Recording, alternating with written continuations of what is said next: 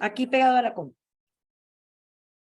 Bueno, muy buenas tardes, compañeros residentes. Hoy me ha tocado conversarles un poquito acerca del manejo posquirúrgico de la cirugía cardiovascular. Creo que es un tema muy importante. De hecho, tenía mucho rato que no se revisaba, por lo menos por mi persona. En el caso de los cardiólogos pediatras, nosotros tenemos la oportunidad de hacer rotación todo el segundo año en todo lo que es intensivo posquirúrgico. Todos tus turnos y tus rotaciones están asociadas al manejo posquirúrgico del paciente operado de cirugía del corazón.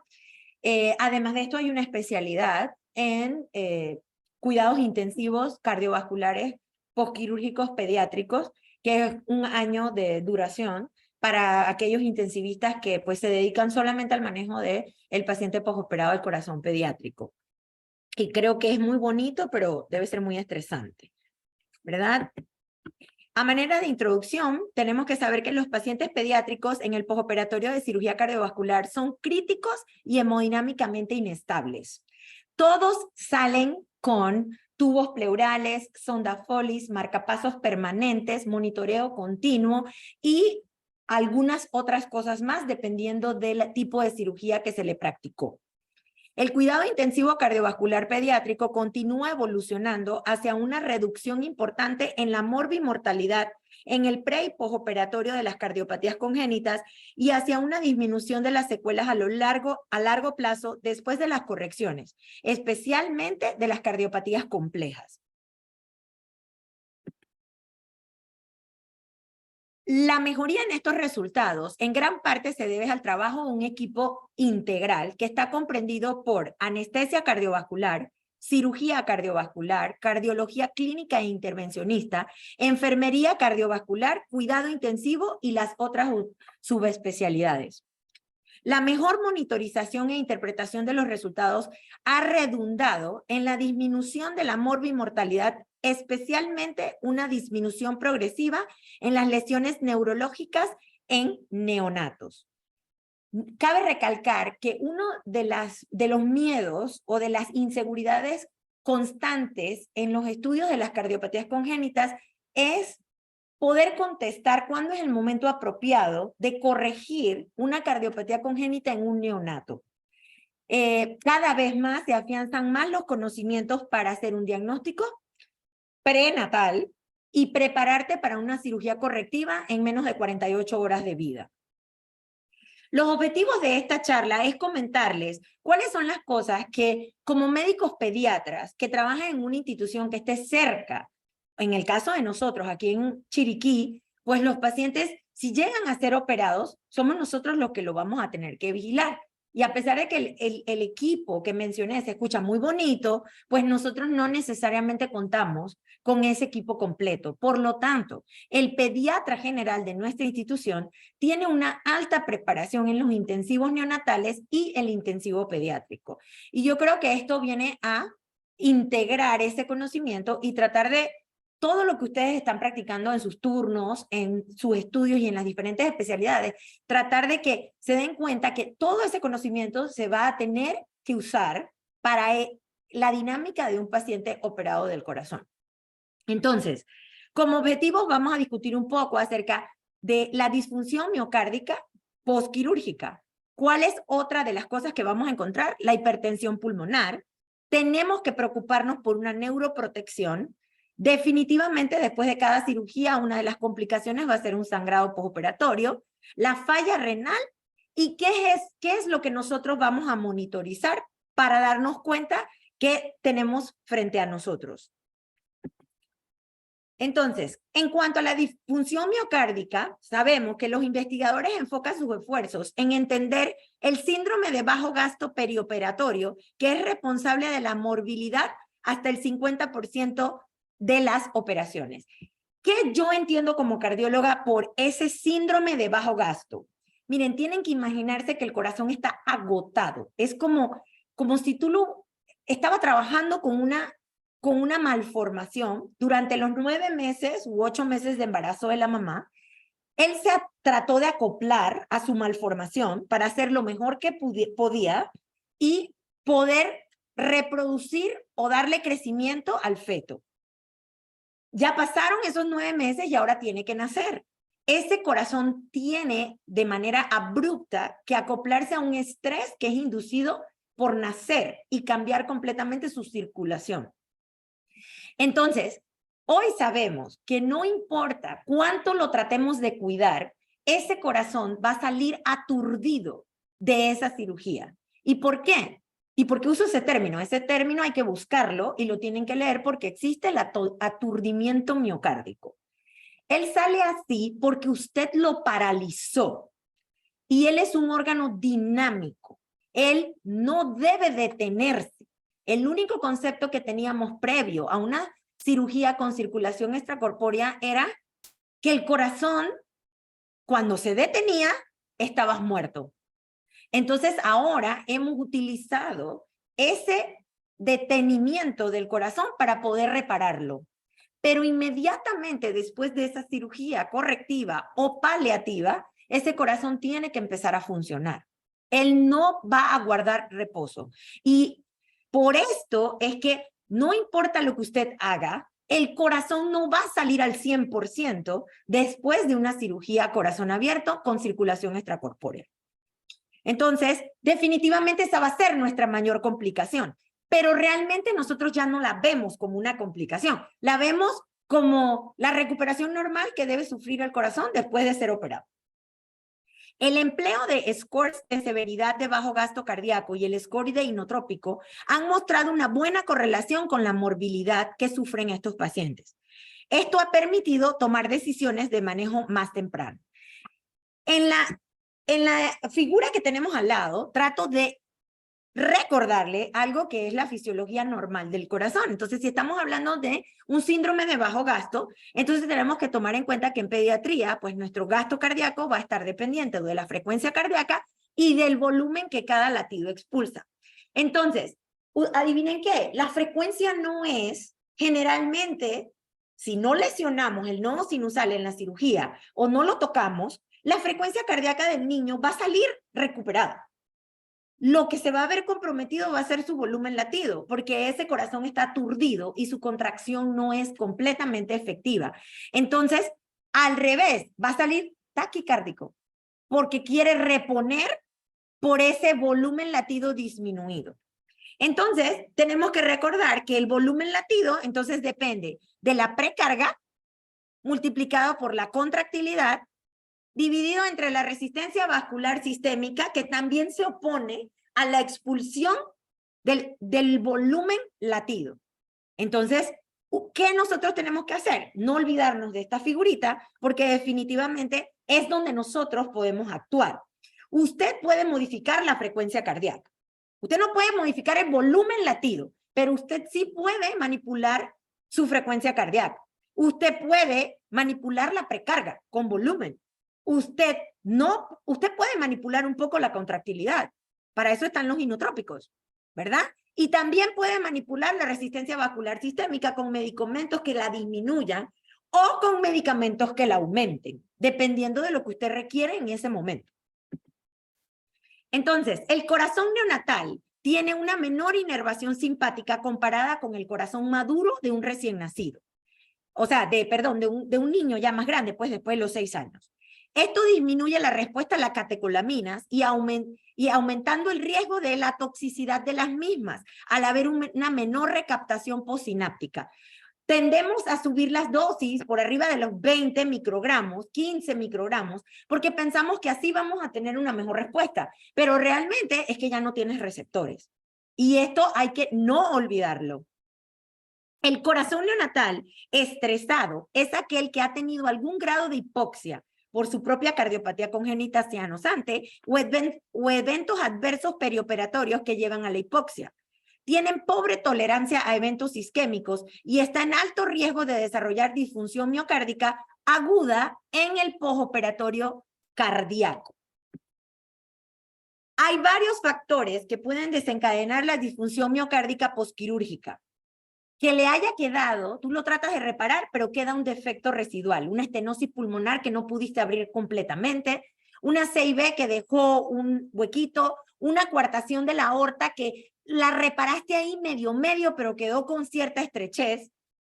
Esas cosas pueden hacer que, además de que el corazón está aturdido y no tiene una buena contractilidad, tú todavía le aumentas el estrés porque se supone que le causaste eso para reparar el defecto, pero luego no lo reparaste completo y ahora lo pusiste a trabajar no en las mismas condiciones que él tenía previo a la cirugía. Él sale con otras condiciones, como ya expliqué. Es importante el tiempo de pinzamiento aórtico. ¿Ven la figura que está al lado? Ahí les trato de poner cómo esa aorta está dilatada y están pinzando en el arco transverso y abajo en el descendente. ¿Lo ven? Bueno, el tiempo que esa pinza dure allí es directamente proporcional al daño miocárdico que tú vas a causar. La persona cuando decide, el cirujano, hacer ese pinzamiento, cuando yo recibí al paciente en posquirúrgico, mi primera pregunta es, ¿cuánto tiempo le pinzaste la aorta? Porque de eso va a depender cuántas secuelas va a tener mi paciente, cuánta isquemia, cuánta hipoxia, porque si yo pinzo ese, ya sea ascendente, ísmico, no importa en qué momento yo pince la aorta, está supratorácica. Todo lo que vaya por debajo de ella se quedó sin flujo en ese momento. Entonces, la lesión por isquemia y reperfusión. Resulta ser que si tú lo pinzas, lo dejas en isquemia, pasa 1 hora y no lo has soltado, cuando tú sueltas eso, entonces ahora vas a tener lesión por reperfusión, ¿verdad? Entonces, ese es otro tipo de lesión. La hipotermia profunda, para poder paralizar el corazón, tienes que enfriarlo, congelarlo prácticamente, ¿verdad? Entonces, eso también tiene repercusiones. Un miocardio aturdido, como mencionamos, y definitivamente las arritmias. En la mayoría de los casos, la disfunción miocárdica es reversible y transitoria. O sea que todo lo que yo he descrito es algo que yo no tengo que llorar porque el niño salió así. Él va a salir así. No, unos salen peor que otros, pero todos salen con alteración de su función miocárdica. Y eso no es un pobre pronóstico. Eso es esperado. Otra causa de disfunción posquirúrgica es la lesión por reperfusión, fenómeno paradójico y complejo caracterizado por exacerbación de la disfunción celular y apoptosis después de restaurar el flujo en una zona que previamente está isquémica. Y yo, ¿cómo me lo imagino? Todo lo que yo leo en medicina, yo trato de imaginarme cómo yo lo entiendo para poder fijarlo. Y es, tú dejaste una planta secar, ¿verdad? Se secó y luego tú le tiras agua. Lo primero que yo observo es cómo hace. Él hace un sonido especial y al final, ¿qué sucede? El palito que estaba seco, que se secó, lo que hizo fue que se pudrió. Y en vez de estar arriba, no se puso verde ni se salvó, sino que se terminó de caer. Bueno, eso es lo que yo me imagino que pasa con el síndrome de reperfusión. Es un fenómeno paradójico. Tú no tienes idea qué parte de tu corazón tuvo suficiente isquemia como para que cuando tú la reperfundas no funcione bien. En cambio, el otro lo puedes reperfundir y resulta que ese se recuperó tranquilo. Por eso es paradójico, porque son diferentes segmentos del miocardio que sufren la isquemia, pero no con la misma intensidad, porque las ramas no tienen el mismo calibre ni la misma capacitancia para sostener un flujo que permita que no tengas isquemia tanto tiempo. Cambios rápidos en el pH intracelular. ¿Qué sucede cuando te pasa este fenómeno? El pH intracelular cambia después de un periodo de isquemia, generando cambios rápidos en el flujo de iones, que lleva a cardiotoxicidad y a la activación del sistema de radicales libres, que puede producir daños en la membrana celular de cada miocito del corazón, unos en más grados que otros. Y eso incluye a los cardiomiocitos del seno, del marcapaso tuyo, sinusal, del marcapaso atrioventricular. Y por eso es que es importante que los pacientes salgan con marcapaso. Las metas del manejo del bajo gasto posoperatorio de cirugía cardiovascular son las siguientes. 1. Optimizar la analgesia y sedación de ser necesaria. El dolor consume oxígeno, así que hay que manejar el dolor. Optimizar la ventilación mecánica según la patología de base y la corrección quirúrgica. Eso va a depender de cuando te presentan al paciente, te dicen lo operamos de esto, tú buscas de qué es la operación y cuáles son las cosas en dónde se metió el cirujano, dónde él tocó el corazón para poder corregir esa patología. Optimizar la frecuencia cardíaca o marcapasos para las bradiarritmias o control de las taquiarritmias. Optimizar la contractilidad, optimizar la precarga al mejor valor para este paciente, optimizar el estado metabólico y mantener el calcio ionizado más de 1.2 milimol. ¿Y por qué? Porque el calcio es el mejor inotrópico que nosotros tenemos. Así que antes de correr a poner el inotrópico, primero asegúrate de haber visto cómo estaba tu calcio. A veces con solo pasar la carguita, el niño mejora. Como último recurso está el empleo de soporte cardiopulmonar extracorpóreo como sistemas como el ECMO, ¿verdad? Las membranas de oxigenación o los dispositivos de asistencia ventricular. Fíjense que en la revisión que yo hice, estos son unas guías de intensivo, ¿verdad? Pediátrico. Ellas no son las más nuevas, pero sinceramente en la revisión que di, son las más ordenadas. Y además creo que hacen un buen resumen de lo que debemos vigilar. Pero esto cambia todos los días y también depende del centro que estamos evaluando, porque no todos los centros poseen las mismas capacidades ni hacen las mismas cirugías. Bueno, como segundo objetivo tenemos que los pacientes van a tener hipertensión pulmonar. Hasta el 45% de estos pacientes pueden cursar con hipertensión pulmonar severa antes de la cirugía. Persisten con hipertensión pulmonar severa en el postoperatorio. O sea, yo puedo tener una CIB, una simple CIB grande, que tenía mucho hiperflujo, la estoy operando a los 3 años de edad, y él ya tenía una hipertensión pulmonar moderada. Bueno, el 45% de los pacientes que tienen hipertensión pulmonar van a persistir con ella después de la cirugía. Y esto es importante aclararlo porque la gente piensa, si yo le quito el flujo, debo poder quitar la hipertensión pulmonar porque es la cantidad de flujo que le está llegando. Pero resulta ser que tiene 3 años de que ese endotelio vascular pulmonar ha estado sufriendo. Por lo tanto, puede hacerse persistentemente transitoria, le llamo yo así, ¿verdad? Porque se le va a quitar, pero no se le va a quitar en el postoperatorio inmediato. Esta ha sido por décadas la causante de mortalidad y estancias prolongadas en las unidades de cuidados intensivos pediátricos. Y hoy les puedo decir que es una de las causas número 1 de usar el ECMO directamente.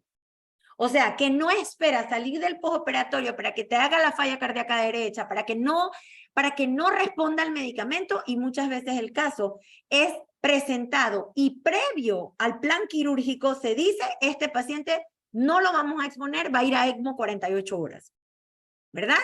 Entonces, esto es muy importante. Aquí en la figurita lo que les traté de demostrar es que hay un daño vascular que viene pasando y tiene una cadena y una secuencia. Y generalmente se vuelve irreversible cuando ya la vasculatura, o sea, el músculo liso de la vasculatura que irriga el pulmón está rígido y ya no cede, ya no distiende. Y cuando esto pasa, bueno, también hay que tomar en cuenta que a veces metemos al salón de operaciones pacientes con ánimos de ayudar y lo que podemos hacer es ya darle su única oportunidad era tener una liberación de la presión pulmonar a través del defecto que tenía.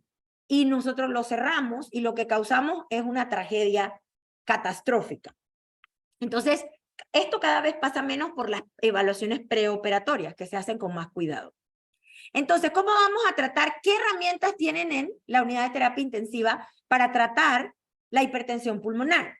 El óxido nítrico, los prostanoides, el epoprostenol inhalado, que todavía no está aprobado en pediatría, y los inhibidores de la fosfodiesterasa 5, como el sildenafil, que realmente no corremos a darlo vía oral.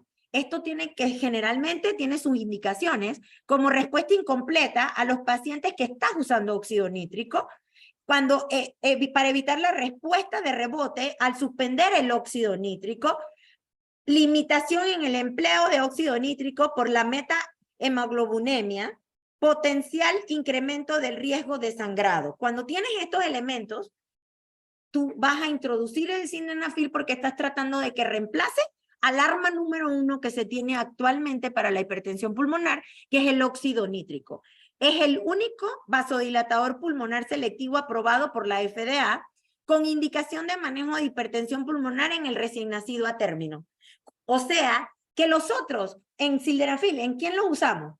En aquellos niños que tienen hipertensión pulmonar y además de esto, ya tenían la patología, la hipertensión pulmonar ya la traían con ellos de manera crónica. Esos son los que generalmente nos van a dar como un efecto rebote, van a necesitar más dosis de óxido nítrico y entonces ya lo quieres suspender y no te atreves a quitarle el óxido nítrico completamente, entonces tienes que dejarle el medicamento. Los prostanoides, los medicamentos disponibles son el epoprostenol en infusión continua, el treprostinil, y se los digo así porque yo no manejé ninguno, en infusión continua, subcutánea, inhalado u oral, y el hiloprost inhalado. Los prostanoides, hay algunos que ya han sido utilizados por lo menos en la institución donde yo me formé, pero no es que estén aprobados por FDA, por eso es que el primero es el que te dice que sí tiene total aprobación. Pero, ¿por qué usan los otros? Primero, porque a veces no hay óxido nítrico. Segundo, porque es intravenoso y no es un gas. Entonces, a veces tú no tienes la disponibilidad porque tú no puedes correr y llamar al hombre para que venga con el óxido nítrico urgente, pero de repente sí puedes tener el prostanoide intravenoso más rápido. Y el epoprostenol inhalado es un vasodilatador pulmonar selectivo. Al administrarse en forma inhalada, su efecto en forma aguda es muy similar al óxido nítrico, pero ese está en estudio aún y no ha sido aprobado y hay muy poca experiencia. Si hay pacientes pediátricos, son niños grandes.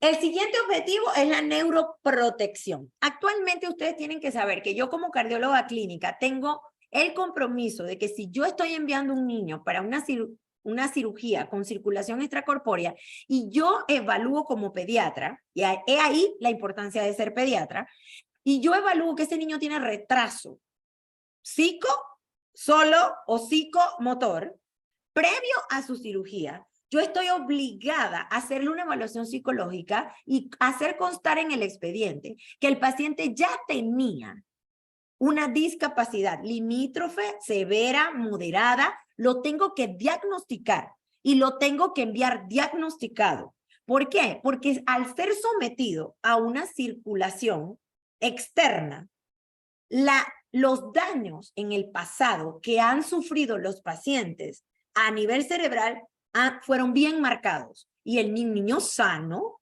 que iba a la escuela y era cuadro de honor, regresa con retraso. Entonces, ¿cuántos de ellos ya eran retrasados y no fueron diagnosticados? ¿Y cuántos de ellos realmente fue un daño cerebral? Entonces, para que sepan y tomen en cuenta, ustedes como pediatras, si ustedes tienen un paciente que compartimos, el doctor Récord, usted y yo, pero usted es su pediatra de cabecera, usted está en todo su derecho de hacerle el estudio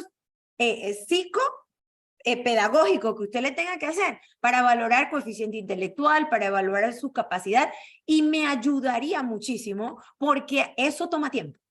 O sea, solicitar esa evaluación no es algo que me van a dar mañana, si yo lo pido hoy.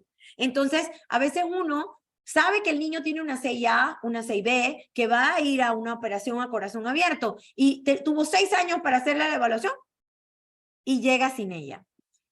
En los años 80, hasta el 25% de los pacientes que eran sometidos a circulación extracorpórea para corrección de cardiopatías congénitas podían presentar lesiones neurológicas. O sea, 25%, un cuarto de los pacientes. En los años 90 se reporta ¿cuánto? 6% de secuelas neurológicas.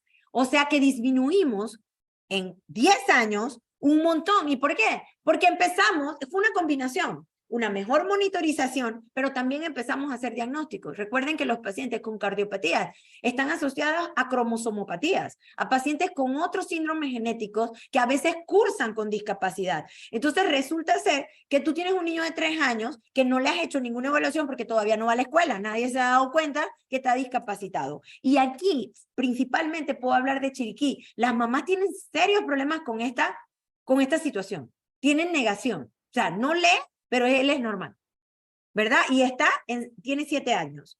Entonces, es bien importante como pediatra que a veces uno no puede hacer mucho, dicen los pediatras, pero yo creo que las cosas básicas, si lo tenemos en conocimiento, podemos darle un manejo integral.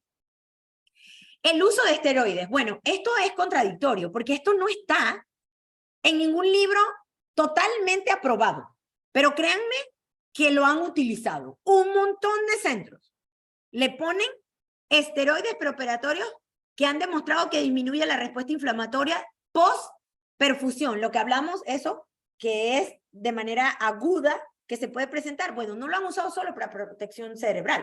Lo han utilizado así como ustedes lo usan en sepsis, ¿verdad? Así mismo. Esa es la indicación que tienen.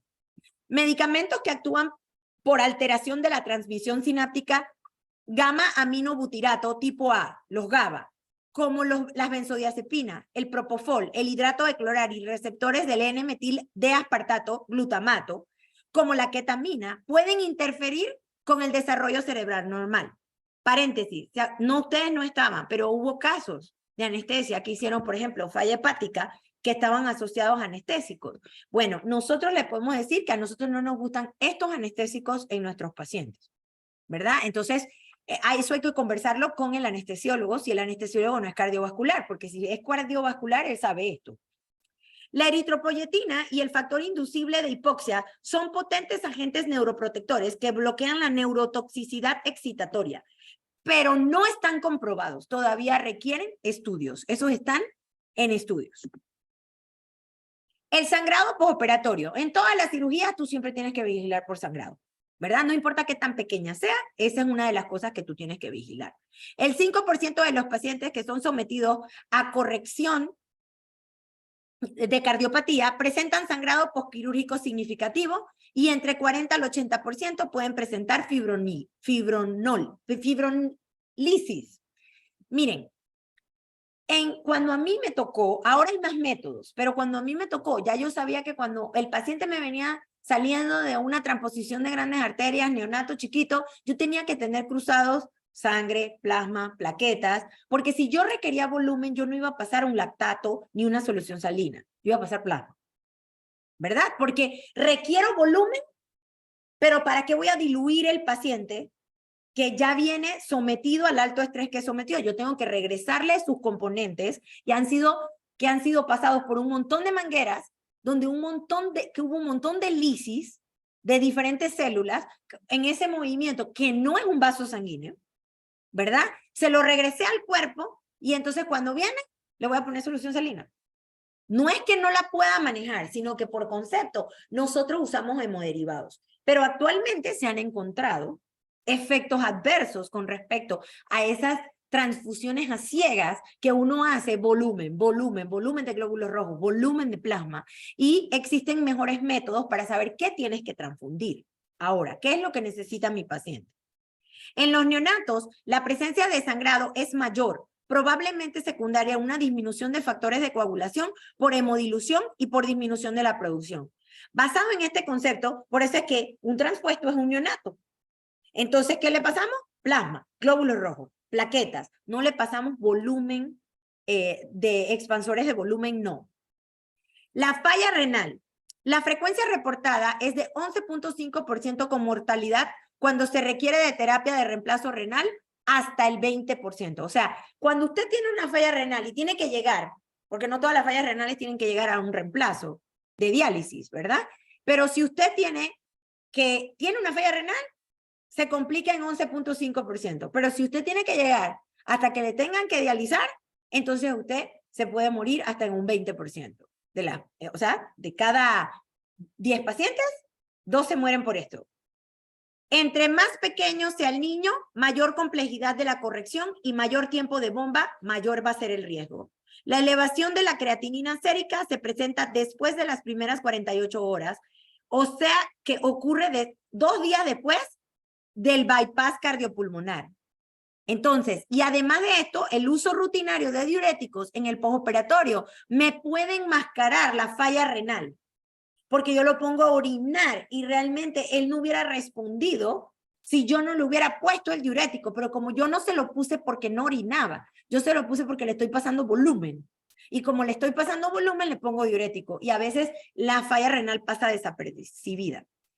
Dejar en forma rutinaria un catéter de diálisis peritoneal, ese es el manejo que hemos encontrado que ha salvado vidas. O sea que el niño sale con un catéter de Tenkov. Sale abierto hacia una bolsa cerrada, no lo usamos. Solo está allí por si hace la falla renal. La respuesta no tiene que esperar que le pongan el catéter para iniciar el reemplazo.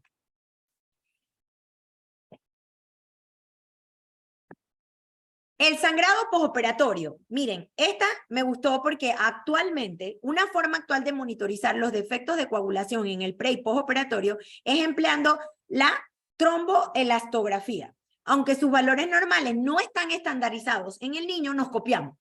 Como todo lo que empieza en medicina. Nunca empieza con pediatría, siempre empieza con los adultos. Entonces, no se ve y no puedo agrandárselas, pero lo que trata de hacer esto es decirle lo que sale. Ponen un coagulito al principio de la línea acá, ¿dónde está? Se pone un coagulito y en un papel especial. Y eso se va regando según cómo está la sangre de ese paciente. Y los esquemas que ustedes ven, les va a decir, el de arriba es el normal, ¿verdad? El que sigue, lo que vas a necesitar son factores de coagulación y según ese esquema se subdivide para decirte qué puedes necesitar.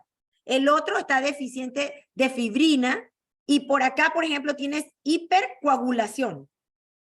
Entonces, dependiendo de lo que te sale en este test, tú vas a necesitar qué es lo que el paciente requiere, sin tener que estar a lo loco transfundiendo sangre completa o plasma, plasma, plasma, cuando realmente eso no es lo que necesita. ¿Ok?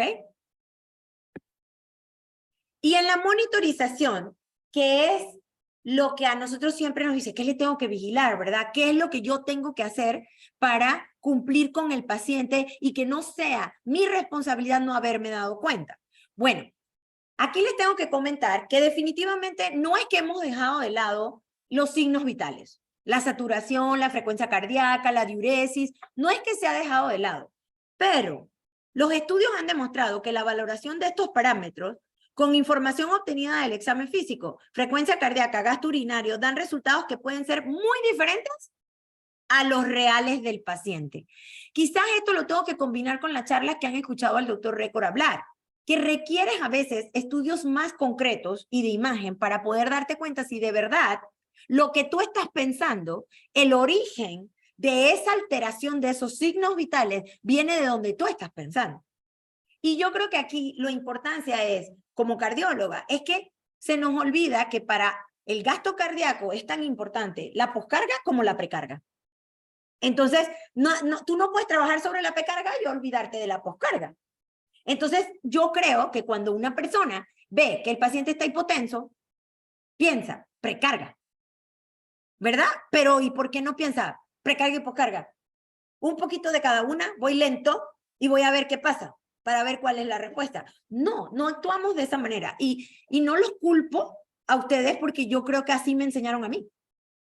¿Verdad? O sea, te protocolizan tanto un manejo que a veces olvidamos las definiciones fisiológicas. Y es que es un paciente dinámico que no es que el signo vital no sea importante. El signo vital te está diciendo que algo no está normal.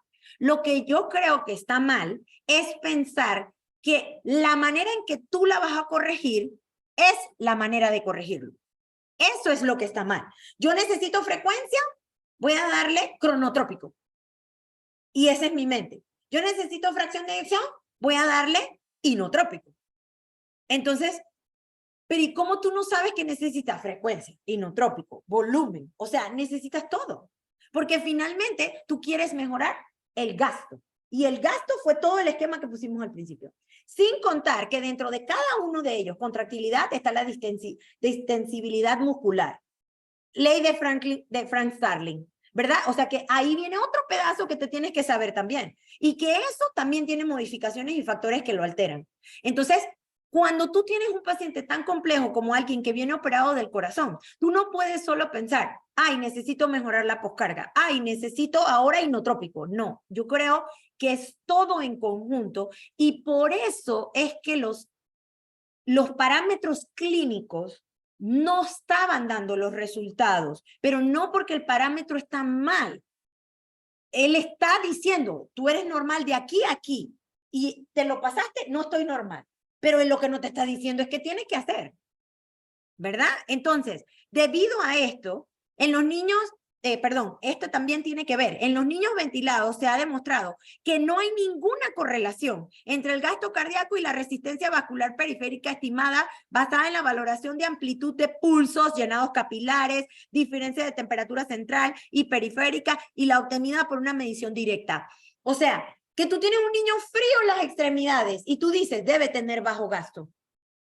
Y puede ser que tú le evalúes su gasto y no está tan comprometido con el que está todo caliente, ¿verdad? Entonces, ese está súper comprometido el gasto y el hombre está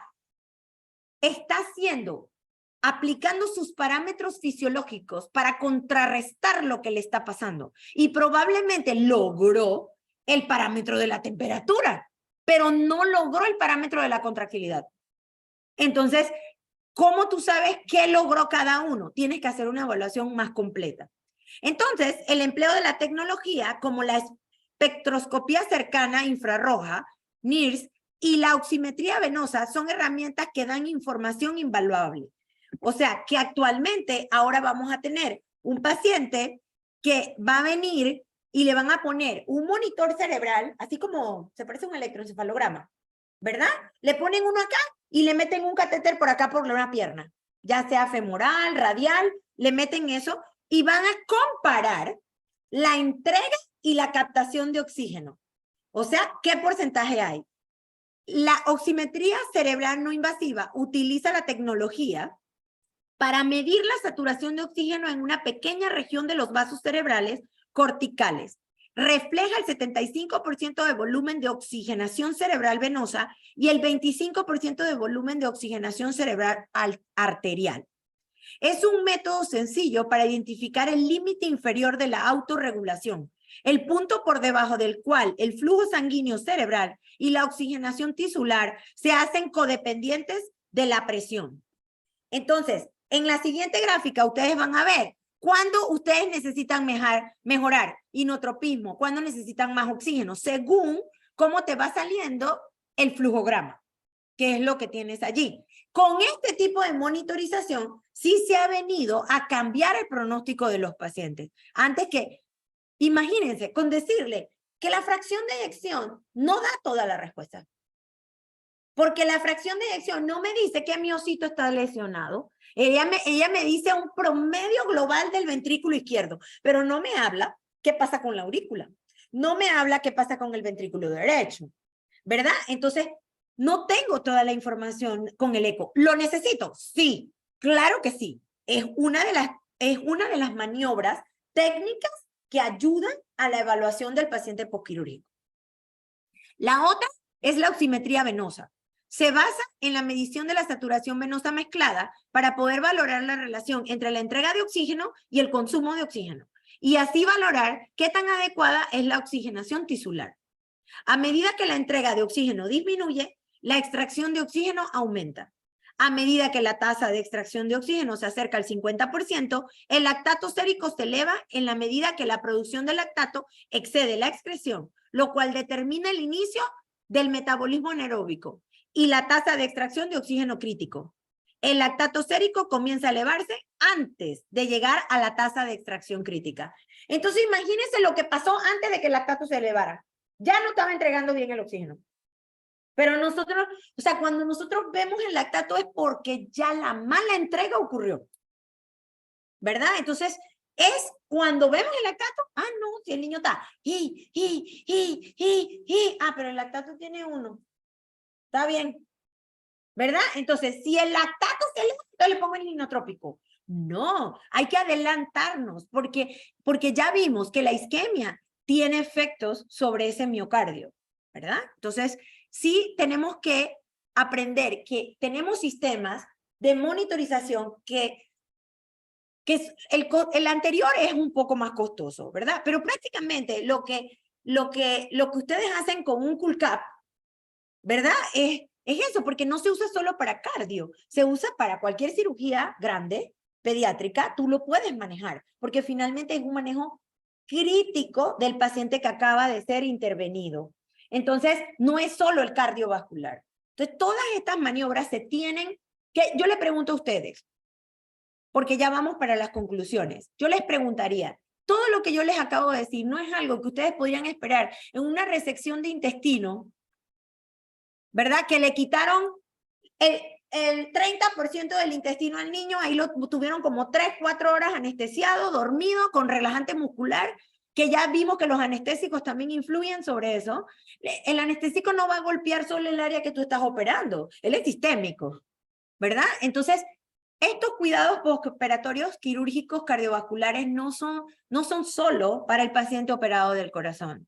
Son para todos los pacientes. A todos les tienes que vigilar el riñón, a todos les tienes que vigilar, le tienes que dar neuroprotección, a todos tienes que vigilar por sangrado y todos tienes que ver si los tienes que reemplazarle un hemodiderivado que alteraste durante el proceso que le realizaste, ¿verdad? Entonces, la verdad es que es un tema que yo creo que no sirve cuando una persona, quizás un intensivista cardiovascular pediátrico, sea, yo siento que es una persona súper pretty para manejar un intensivo, ¿verdad? Porque él cuida todo, él cuida el riñón, si él está acostumbrado a que sus pacientes salgan con catéteres de diálisis. O sea que él decide la diálisis él no llama al nefrólogo para empezar una diálisis, como hacen los intensivistas pediátricos aquí.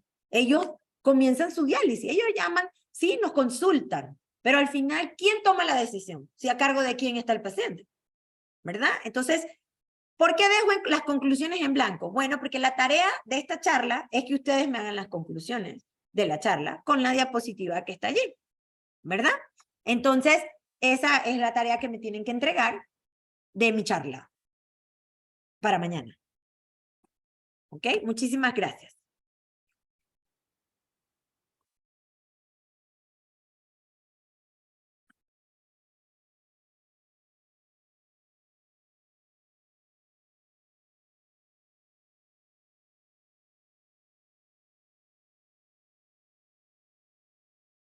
¿Cómo yo sé cuánto demoró?